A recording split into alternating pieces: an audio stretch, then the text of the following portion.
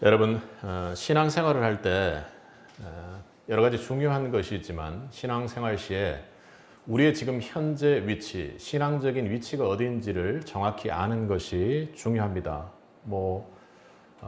우리가 인생을 살면서도 내 지위나 위치, 그리고 현재의 상황이 어떤 것인지 정확히 파악하는 것은 매우 중요한 일입니다. 실제로 인생길에 있어서도 그것을 정확히 파악하지 못하면 내 상황에 맞지 않는, 또 내 분에 넘치는, 그리고 내가 순탄하게 갈 수 없는 방향으로 가게 되는 경우들이 참 많습니다. 특히나 신앙생활할 때는 우리가 영적으로 현재 위치가 어떻게 되어 있는지가 너무나도 중요하다는 것입니다. 한 신실한 사업가가 여러분 회사에서 계속해서 함께 일하는 직원과의 문제가 생깁니다. 그것 때문에 너무나도 고생하는 거예요. 그래서 그 문제를 어떻게 해결해야 되나 하고 매일매일이 고민입니다. 그리고 또 매출이 급격히 줄어들어서 사업을 영위하기가 힘든 날들이 지속되고, 그래도 사업이 끊기진 않고 계속 그렇게 지속됩니다. 여러분, 하나님 은혜 안에 있는 성도가, 여러분 만약 여러분이 그 사업가라면, 하나님 안에서 신실하게 그렇게 사업을 하고 있는 사업가라면 어떤 선택을 해야 하는 것입니까? 만약 그 사람이 하나님 은혜 안에 있지 않는 사람이라면 하나님 은혜 안에 들어오는 것이 가장 먼저입니다. 하나님 앞에 엎드려 말씀과 기도, 그리고 하나님 은혜를 구하며 하나님께 나아갈 방향을 묻는 것이 중요하죠. 그런데 지금 이미 신실하게 신앙생활을 하며 하나님 은혜 안에 있는 사람임에도 불구하고 그런 일들은 분명히 일어날 때가 있습니다. 그런데 만약에 내가 신앙 안에서 은혜 안에 있는 사람이라는 것을 생각지 못한다면 얼토당토하는 방향으로 선택을 하게 되는 것이죠. 예를 들면 사람에 대해서 대하기가 힘들고, 어떤 사람이 나를 마음적으로 너무 고생시키는 사람이 있습니다. 예의가 없건 일을 제대로 못하건 여러 가지 일들이 있을 수 있죠. 그런데 하나님 은혜 안에 있는 사람이라면 그것은 분명히 하나님께서 은혜 안에서 우리 성도가 일하고 있는 모습을 조명하고 계심에도 불구하고 그런 사람을 하나님께서 그 성도 신실한 사업가에게 보냈다라는 것이죠. 그렇다면 하나님은요, 은혜 안에서 멀리 내다보시고 이 성도의 앞으로 나아갈 길에서 그 직원이 사람으로서가 아니라 그 직원과 함께하는 순간이 그에게 매우 필요했기 때문에 하나님께서 보냈다라는 것을 알 수가 있는 것입니다. 너무나도 고생시키는 사람이 내 곁에 있을 때 하나님은 나에게 네가 나의 제자냐? 예수님께서 그렇게 묻고 계신 겁니다.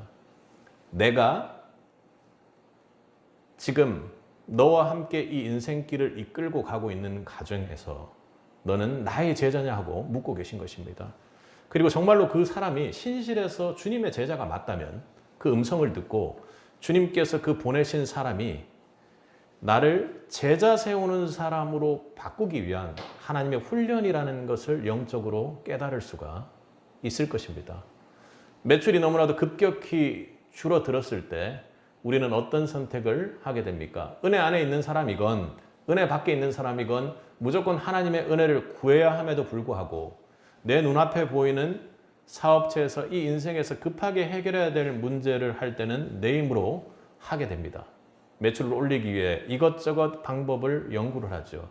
그런데 은혜 안에 있는 사람이라면 하나님께서 줄 매출이 없어서, 혹은 하나님께서 부어줄 복이 없고 하나님 능력이 없어서 부어주시지 않는 것이 아니기에 하나님께서 대체 그렇게 하시는 이유가 무엇인지를 물어야 할 것입니다. 그런데 잘못된 케이스가 어떤 케이스입니까? 어떤 나를 고생시키는 사람을 그 사람이 없는 자리에서 우리가 험담하고 비판하게 됩니다. 절대로 신앙적으로 성숙해 나아갈 수가 없습니다. 성령의 역사가 일어날래도 일어날 수가 없는 것이죠. 그리고 매출이 줄어들고 하면요, 매출을 올릴 수 있는 방향으로 올라갑니다. 그리고 신실한 사람들도 그 매출을 올려달라고 하나님께 간구를 하죠. 물론 그렇게 기도하며 간구하며 하나님께서 기도로 정말 색다른, 정말로 급하게 응답을 주실 때가 있습니다만, 우리가 은혜 안에 있는 사람이라면 하나님께서 왜 나를 이렇게 하셨을까를 묻고 하나님께서 가고자 하는 방향을 세울 수 있어야 합니다. 그러니 매출이 그렇게 하나님이 충만히 우리를 넓게 정말 넘치도록 쓰고 몇 대가 쓰고도 넘치도록 그렇게 부어주실 수 있는 분임에도 불구하고 그렇게 찔끔찔끔 뭔가 문제를 해결해 주듯이 그렇게 하면 내가 지금 삶 속에서 우선순위나 방향이 어디로 가고 있는지를 볼 수 있어야 되는 것입니다. 은혜 안에 있는 성도라면 말이죠. 근데 내가 은혜 안에 있는 줄 모르고 생각한다면 매출 올리기 위해서 달려가는 우리의 모습을 보게 될 것입니다. 오늘 본문에 바울은 우리 믿음으로 하나님 앞에 화평을 누리게 된 우리의 위치가 어딘지를 그림처럼 분명하게 오늘 말씀을 통해서 이야기를 하고 있습니다. 여러분, 괄호 아니다, 괄호 바뀌다 이런 얘기 혹시 들어보셨어요? 저희 동네에서, 저희 지역에서는 어른들이 그런 얘기를 많이 합니다. 내 아이는 정말로 내 괄호 안에 있고, 그리고 내 아이 말고 다른 집 애는 괄호 밖에 있다는 겁니다. 아무리 예쁘고 귀여운 애도 얜 괄호 밖이야 이렇게 합니다. 그리고 부모님들은 아주 철저하세요. 그래서 얘가 괄호 안인지 괄호 밖인지를 정확하게 기억하고 있습니다. 아무리 잘난, 심지어는 남의 집에 대통령 아들이 있다 할지라도 내 안에 아무것도 제대로 하지 못하는 괄호 안에 있는 내 자식이 너무나도 귀한 겁니다. 그래서 우리가 하나님 자녀로서 우리가 어떤 위치에 있는지를 우리 입장에서 정확히 파악하는 것이 신앙생활하는데 풍성한 신앙생활을 누릴 수 있다는 것입니다. 오늘 본문을 보면 바울이 어떻게 이야기를 하냐면 또한 우리가 2절에서 그로 말미암아 우리가 믿음으로 서 있는 이 은혜에 들어감을 이렇게 합니다. 그러니까 은혜 안으로 들어가고 있는 우리의 모습을 봅니다. 여러분 상상해 보세요. 원수된 관계가 화평한 관계로 바뀌었습니다. 그리고 이제는 우리가 즐거운 모습으로 하나님 앞에 하나님이 막 진노하셔서 야단칠까 봐 두려워하는 모습이 아니라 기쁨과 즐거움과 이 화평, 이 마음속에 있는 하나님과의 관계의 회복에서 오는 그 평강이 놀랄 만한 기쁨으로 하나님 앞에 이렇게 나아가는 겁니다. 그리고 그 은혜 안에 내가 딱 들어가고 있다라는 그런 모습이죠. 내가 은혜 안에 위치해 있다고 이야기하는 것입니다. 구원받은 우리 모두는 하나님 은혜 안에 있습니다. 아멘. 그것은 너무나도 명확한 진리입니다.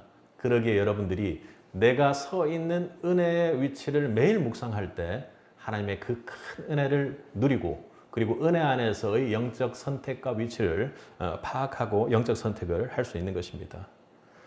우리가 구원을 받는 데 있어서 모든 것은 하나님의 은혜였습니다. 우리는 은혜 안에 들어왔습니다. 그래서 하나님 은혜 없이 된 것이 없지요. 내 공로나 내 힘으로 그 어떤 것도 된 것이었습니다. 특히나 우리가 선인이었을 때, 좀 괜찮은 행동을 할 때 구원받은 것이 아닙니다. 열심으로 열성적으로 죄를 저지르고 다른 사람에게 죄를 권하며 죄를 기뻐하고 즐거워하던 그때 하나님께서 은혜로 우리를 구원해 주셨습니다. 성도가 될 때 단 한 가지 어떤 것도 하나님 은혜 아닌 것이 없다고 우리는 고백합니다. 성도됨은 모든 것이 하나님의 은혜입니다. 아멘. 나의 공로로는 절대로 불가능한 것이고 여러분들도 아이를 키워보셨지만 그 죄인 되었을 때 덮어놓고 구원해 주시는 나의 괄호 안으로 넣는 그 사랑은 도저히 어떻게 측량하기 힘든 사랑입니다. 그러므로 우리가 살아가는 모든 인생이 하나님 은혜 안에 있게 됩니다. 하나님의 그 열심에 가까운 사랑, 도저히 말릴 수 없는 우리를 향한 사랑 때문에 우리는 인생 전체를 은혜 안에 살게 되는 것입니다. 우리는 은혜 안에 살아가고 은혜로 살아갑니다. 그리고 그렇기에 우리 모두는 은혜 안에 우리가 위치해 있다는 것을 깨닫는 자라면 하나님 앞에 모든 것을 구하고 복받기를 원하는 것입니다. 간절히 원하는 것입니다. 나는 다른 복은 원치 않아. 사람들이 아무리 잘 해주고 하더라도, 그리고 내가 세상으로 아무리 높아지더라도 내가 은혜 안에 있지 않고 은혜 안에서 받는 복이 아니라면 나는 전혀 원치 않아 하는 그런 마음을 품게 되는 것이죠. 그런데 오늘 여러분의 삶을 돌아보시기 바랍니다.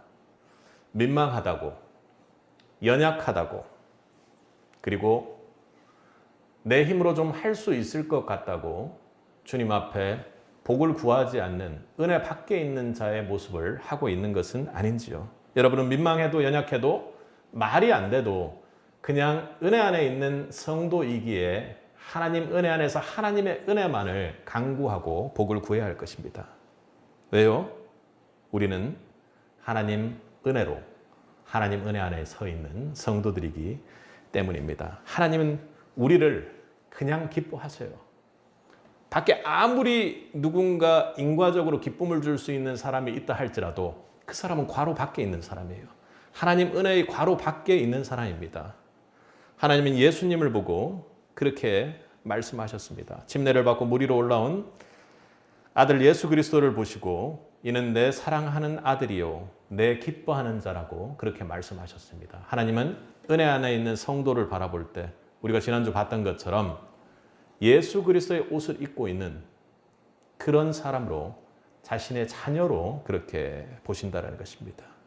우리 한 해를 돌아보면 하나님께서 우리를 그렇게 하셨습니다. 자꾸 은혜 밖으로 나가려고 하고 은혜 안에 있는데도 우리의 상태를 전혀 파악하지 못하고 밖에 있는 사람들이 더 잘하는 것 같다고 하나님 앞에 우리가 응석 부리고 투정하고 나오지도 않는 그 중에도 하나님께서는 우리를 은혜 안에 있는 자로 기뻐하시고 즐거워하시고 사랑하셨습니다. 여러분 두려워하지 마세요. 지금 여러분은 하나님 은혜 안에 있습니다. 그분은 아들을 내어줄 만큼 독생자 예수를 내어줄 만큼 여러분을 너무나도 사랑하는 분입니다. 그 은혜 안에 있는 세빛 성도들이 되기를 주님의 이름으로 간절히 축복합니다. 그리고 오늘 바울이 이야기하는 것은 우리가 하나님 은혜 안에 들어가서 서 있는 그런 모습을 보여주고 그리고 우리에게 무언가 적극적으로 하나님 앞에 할 수 있는 특권이 있다고 그렇게 이야기를 합니다. 예전에 제가 어릴 때 아이들이 어릴 때요 집을 비우게 되는 경우가 저는 뭐 거의 없지만 교회 수련회 외에는 제가 집을 비워본 경험이 없는 것 같습니다. 교회 수련회를 가게 되면 아이가 어릴 때인데 이제 첫째는 제가 교회 수련회를 가는 새벽에 이렇게 나가게 되면 창문 틈으로 본인의 아빠가 이제 잘 갈지 걱정도 되고 또 하나님 앞에 기도를 하면서 뭔가 아빠랑 떨어지는 걸 막 두려워해요. 그러니까 어찌 보면 아이가 아빠에 대한 사랑의 표현이 적극적이고 그리고 때로는 아주 단단하다 아이임에도 불구하고 그런 생각이 들었습니다. 근데 둘째는 한 이틀쯤 지나야 아빠가 어디 간 줄 알아요. 그래서 제가 돌아올 때쯤 되면 조금 거짓말 못하면 돌아올 쯤 되면 이 사람이 어디 갔지 이런 거를 느끼는 아이입니다. 그랬어요. 그래서 제가 돌아오게 되면 그냥 아빠가 돌아왔다는 것만을 기뻐하는 아이예요. 그리고 또 첫째도 아빠가 돌아오는 것을 너무 안정적으로 생각하고 매우 기뻐합니다. 그러니까 그 당시를 보면 첫째는 자기가 아빠를 사랑하고 아빠와 함께 있음을 적극적으로 좀 표현하는 그런 모습을 보였다면 둘째는 아빠의 그냥 사랑 안에 있는데 자기는 당연히 아빠 사랑 안에 있다고 생각하기 때문에 뭔가 좀 어색하다 이렇게 하는 거를 뒤늦게 느끼는 그런 정도의 아이였습니다. 좀 늦은 거였죠. 그런데 요즘 성장을 하고 나니까 또 그게 바뀌더라고요. 제가 요즘 아이들은 이제 커가는 단계다 보니 훈계하고 야단칠 때가 꽤 있습니다. 그래서 요즘 아이들 너무 풀어놓고 이렇게 지내다 보니까 기본적인 선을 어길 때는 매우 무섭게 제가 다룹니다. 그런데 야단을 치고 나면 뭐 저는 그렇게 오래 막 끌고 그러질 않습니다. 용서를 야단칠 거 하고 그리고 용서를 해줍니다. 근데 용서를 해주면 첫째는 그렇게 적극적인 프로포즈의 그 모습을 가졌던 아이가 지금은 좀 뭔가 용서를 해줘도 그 관계가 좀 어느 정도 지나야 괜찮아집니다. 근데 둘째는요, 용서를 해주자마자 기다렸다는 듯이 자신이 원하는 것을 나와서 요구합니다. 뭘 보게 해주세요. 뭘 사주세요. 오늘은 함께 뭐 이불에서 띵구리 놀이를 해주세요. 이렇게 적극적으로. 제가 무안할 정도로. 그래도 금방 야단을 듣고 혼나서 쌩한 분위기였는데 그렇게 해주자마자 그렇게 적극적으로 나온다라는 것입니다. 여러분, 하나님과는 우리는 원수된 관계가 회복되고 화평의 관계로 바뀌었으며 우리는 하나님 은혜 안에 있습니다. 그러니까 바꿔 말하면 우리 입장에서는 우리 첫째가 어릴 때 그랬던 것처럼 그리고 지금 둘째가 그러는 것처럼 하나님 은혜 안에 있기에 적극적으로 하나님 앞에 나갈 필요가 있다는 것입니다. 우리의 형편이나 우리의 상황이나 이런 것들을 생각할 것이 아니라 적극적으로 나갈 특권을 누리고 있다는 걸 기억해야 하는 것입니다. 우리 본문을 보면 뭐라고 표현했냐면 우리가 믿음으로 서 있는 이 은혜에 들어감을 얻었으며 이랬습니다. 이미 얻었다고 이야기하는 것에 대해서는 화평과 동일합니다. 의로움을 받아서 이미 화평한 상태에 들어간 것입니다. 그런데 얻긴 얻었는데 뭘 얻었다고 해요? 들어감을 얻었다고 합니다. 조금 번역이 어색합니다. 조금 우리가 이해하기 쉽게 표현을 해보면 이 은혜에 들어갈 특권을 얻었다 이런 겁니다. 그러니까 들어간다라는 것은 들어와서 서 있는 특권을 얻었다라는 것이 아니라 들어가서 그 은혜 안에 있는 하나님 앞으로 강력하고 적극적으로 달려나갈 특권을 우리는 얻었다라는 것입니다. 아멘. 그러니 우리는 이제 진노의 자녀에서 죄 짓는 덩어리에서 예수 그리스도를 믿음으로 말미암아 하나님과의 관계가 화평하게 되고 용서를 받게 되고 그리고 그 안으로 들어가서 어떻게 해요? 하나님 아버지 앞에 적극적으로 나아가서 우리가 하나님 자녀된 특권을 강력하게 요구할 그런 특권을 가지게 되었다는 것입니다. 우리는 변화되었습니다. 은혜 안에서 변화되었고 새로운 사람이 되었던 것입니다. 예수 그리스도로 말미암아 말이죠. 그런즉 누구든지 그리스도 안에 있으면 새로운 피조물이라. 이전 것은 지나갔으니 새 것이 되었도다. 아멘.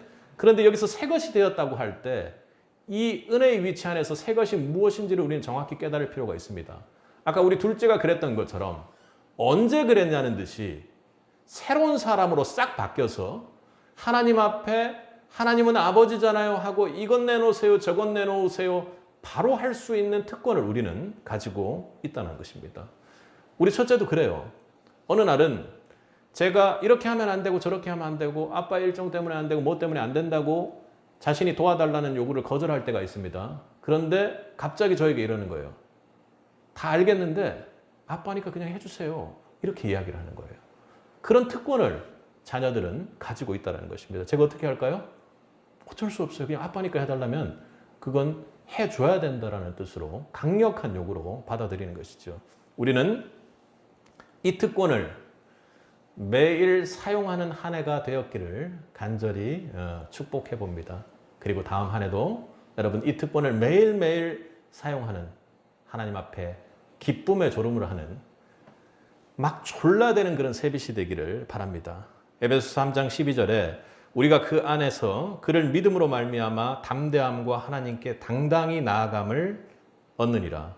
당당히 나아간다라는 게 지금 여기 들어감과 같은 말입니다. 여러분 만왕의 왕 되시는 하나님 앞에 당당히 나갈 특권을 가지고 있는 것입니다. 우리가 그것 또한 우리 힘으로 나가는 것이 아니라 성령님께서 우리를 이끌고 가시며 하나님 앞에 나아갈 수 있는 특권을 사용케 해주시는 그분입니다. 그러기에 우리가 성령님께 의지해서 하나님 앞으로 당당히 나아갈 수 있도록 간구해야 될 것입니다. 그 은혜의 당당히 나아감이 우리 세비세계에 있기를 간절히 바랍니다. 그 성령으로 말미암아 하나님의 아버지됨을 정말로 크게 누리는 그 특권을 누리는 세빛이 되기를 주님의 이름으로 축복합니다. 그래요. 우리가 그렇게 하나님 앞으로 나아갔습니다. 오늘 우리의 위치의 모습을 생각해 보면 하나님 앞으로 계속 은혜 안으로 막 달려들어 나가는 것입니다. 그러면 전체적으로 보면 하나님의 은혜 안에 우리는 이렇게 들어와서 서 있거나 움직이거나 하는 사람들의 모습입니다. 여러분, 은혜 앞에 서 있다라는 것이 우리에게 어떤 큰 힘이 됩니까? 제가 이전에 교회 마치고 이렇게 가다가 다이소에 크리스마스 때 뭐 필요한 걸 사려고 아이들을 차를 태우고 갔었습니다. 근데 이제 그 다이소가 주차장이 조금 협소하고 많이 밀려 있어요. 근데 저는 이제 두 번째로 들어가기 위해서 그 주차장 입구에 서 있었고, 도로가에서 우회전하기 위해. 근데 먼저 들어갔던 차가 주차할 곳이 없어서 나와야 되는데 후진으로 나와야 되는 상황인데 이제 저에게 이제 무리한 요구를 기대했던 거죠. 뒤에 도로에 서 있던 차들이 쭉 있었는데도 불구하고 제 차가 뒤로 후진을 해야 본인이 빠져나가기 편하니까 그런 거를 기대하고 있었나 봅니다. 그랬더니 그 사람이 그러지 않고 가만히 서 있을 수밖에 없는 제 상황 때문에 그렇게 서 있었더니 차를 빼면서 엄청나게 분노를 했더라고요. 막 화가 머리끝까지 차올라서, 전혀 본인이 화날 상황이 아님에도 불구하고 화가 머리끝까지 차올라서 막 눈을 뭐 엄청 무서운 귀신의 눈을 해서 저를 막 이렇게 째려보는 겁니다. 그래서 그 모습을 딱 보는데 뒤에 차에 타고 있던 애들이 엄청나게 난리를 치는 거예요.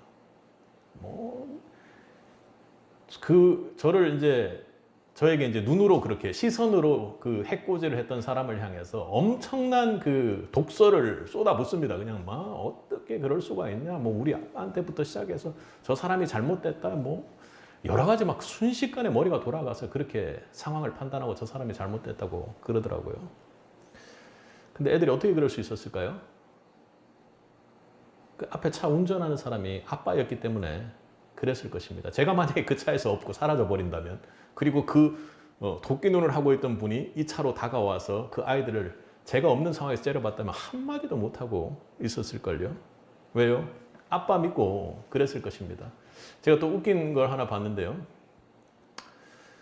지나가다 보면 이렇게 공원에서 개들이 이렇게 지나가다가 조그만 개가 큰 개 막 지나가는데 막 엄청 심하게 짖고 그러는 거 보셨어요? 보셨죠? 큰 개는 그렇게 안 하는데 작은 개가 막 엄청나게 짖어요. 근데 그 작은 개를 이렇게 갔다가 줄을 잡고 있는데 두 주인이 두 줄을 딱 놔버리잖아요. 그럼 그 작은 개가 안 짖습니다. 주인이 이 줄로 자기를 딱 잡고 있을 때 있잖아요. 그때는 엄청나게 짖어요. 그 개가 왜 짖는다고요? 주인 믿고 짖는 거예요.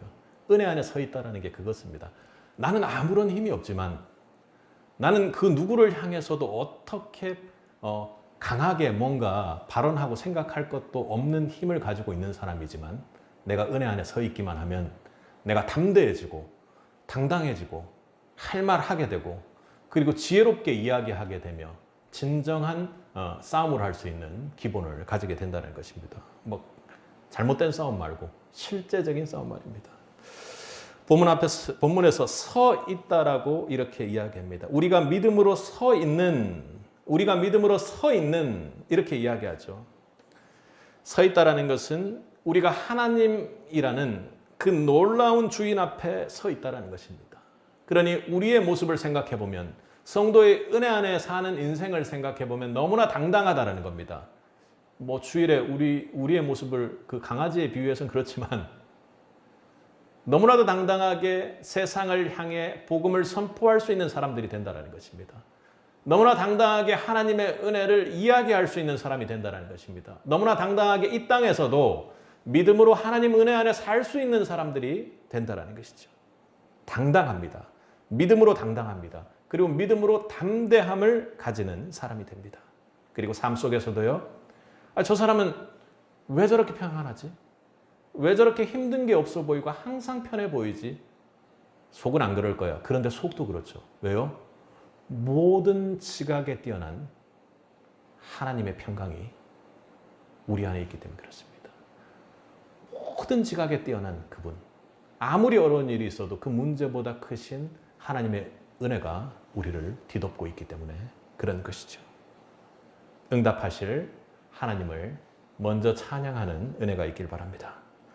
여러분, 본문에 은혜 안에 서 있다라는 것은 또 바꾸어 말하면 하나님의 시각으로 우리를 바라보고 있는 그 전체를 조명해 보면 우리 인생을 하나님께서 평가하고 무언가 감찰하고 우리 인생을 속속들이 아는 분이 하나님밖에 없다라는 뜻입니다. 우리를 가장 곁에서 보시고 모든 것을 감찰하시는 분은 하나님이십니다. 아멘. 그것이 얼마나 즐겁고 기쁜지요. 시편의 기자는 이렇게 표현했습니다. 그것을. 주께서 나를 살펴보셨으므로 주께서 나를 아시나이다. 우리가 하나님 은혜 안에 서 있다는 것은 참으로 어려운 한 해를 보낼 수도 있고 또 참으로 기쁜 한 해를 보낼 수도 있고 여러 가지 여러분 인생에서 나타나는 모든 믿음의 시련들이 나타나는 그 상황 속에서도 하나님이 나를 아시는 거예요. 하나님이 무언가 끙끙거리고 숨도 못 쉬고 있는 내 모습을 아는 겁니다. 같은 죄에 넘어져서 하나님 자녀라고 하는 내가 왜 이러지 하고 낙담하고 절망하고 있을 때 하나님께서 그걸 아시는 거예요. 보고 계시는 겁니다. 그 모든 은혜를 하나님 은혜 안에 서 있는 자는 누리는 것이죠. 주께서 나를 살펴보셨으므로 주께서 나를 아시나이다. 여러분 어려움 있으세요? 여러분 마음 가운데 해결되지 않는 문제들 있습니까? 그리고 영적으로도 막혀있는 부분들이 있으세요? 주님께서 가장 잘 여러분을 아십니다. 주님 앞에 나아가 기도하고 주님과 인격적으로 교제하며 주님의 은혜를 받는 새빛이 되기를 간절히 바랍니다. 여러분 오늘 한 해를 돌아보면 여러분의 위치를 가장 잘 아는 사람은 누구였습니까? 누가 여러분의 위치를 가장 잘 알았습니까? 누구와 가장 가까이서 감찰 당하셨습니까? 그게 하나님 은혜 안에 있다면 여러분은 올 한 해 축복받은 인생입니다.